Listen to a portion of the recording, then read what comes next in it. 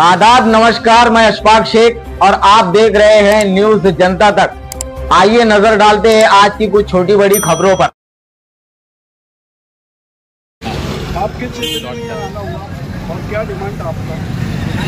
गुज़िश्ता 30 दिसंबर को मालेगांव शहर में किरीट सोमैया नामी शख्स जो कि भारतीय जनता पार्टी महाराष्ट्र यूनिट के नायब सदर हैं, इन्होंने मालेगांव में तहसीलदार, प्रांत ऑफिसर और कॉरपोरेशन के म्युनिसिपल प्रशासक ऐसे अलग अलग अधिकारियों से मुलाकात करते हुए मालेगांव के ताल्लुक से कुछ बातें रखी।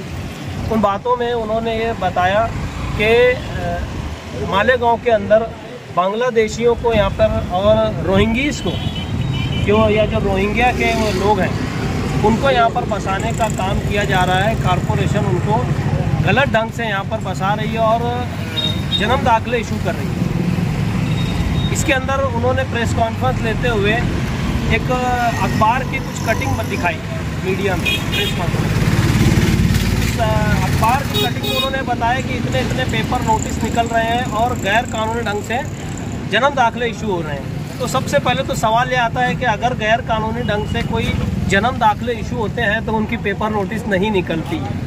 जो सीधा काम होता है, जो सही काम, जो दुरुस्त होता है कानून के नज़र से या कानून के तरीके से, उसी की पेपर नोटिस निकलती है। तो यहीं पर समझ में आ गया कि वो गलत बयान है। दूसरा, मीडिया के लोगों ने उनसे सवाल किया कि आप 2-3 साल का रिकॉर्ड निकालेंगे, तो उन्होंने कहा नहीं, हम सिर्फ 1 महीने का ही चेक करेंगे। तो ये 1 महीने का चेक करेंगे जुमले में कहीं ना कहीं एक साजिश की बू आती है।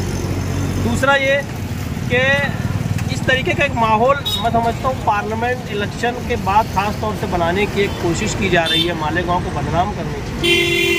मालेगांव शहर के अंदर तमाम खास तौर से सेंट्रल हल्के की जो वोटर्स हैं, अकलियती तबके के, इन लोगों ने एक सेकुलर पार्टी को वोट दिया लाखों की तादाद में। तो ये फिरका परस्तों को कहीं ना कहीं हजम नहीं हो रहा है, ऐसा हमारा मानना है। आज हम देख रहे हैं कि जिस ताल्लुक से बयानबाजी माजी में भी हुई और अभी भी हुई, नीतीश राणे को ले लीजिए या किरीट सोमैया को ले लीजिए। अभी करंट में नीतीश राणे ने बयान दिया कि राहुल गांधी और सोनिया गांधी को वोट देने वाले देशद्रोह हैं या ये राष्ट्र हित में दुरुस्त नहीं है।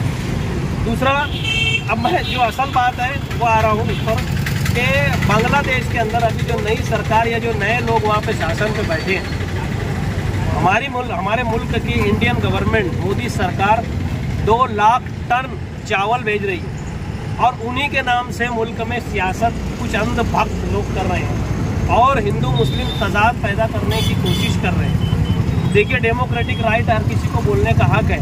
इसका मतलब ये नहीं कि किसी के ऊपर कोई भी इल्ज़ाम लगा दिया जाए। जिस तरीके से मालेगांव को बदनाम करने की कोशिश की जा रही है, बिना सबूतों के सिर्फ बयानबाजी दी जा रही है। हमने निवेदन के अंदर पुलिस प्रशासन से डिमांड की है कि अगर किसी के पास कोई एविडेंस है तो वो आके एनसी नोन करे, गुना दाखिल करे और पुलिस उसकी जांच करे, ना कि मुसलमानों को और इस शहर को बदनाम करने की कोशिश की जाए। हमने डिमांड की है कि अगर उनके पास ऐसा एविडेंस है तो उसको प्रोड्यूस करें।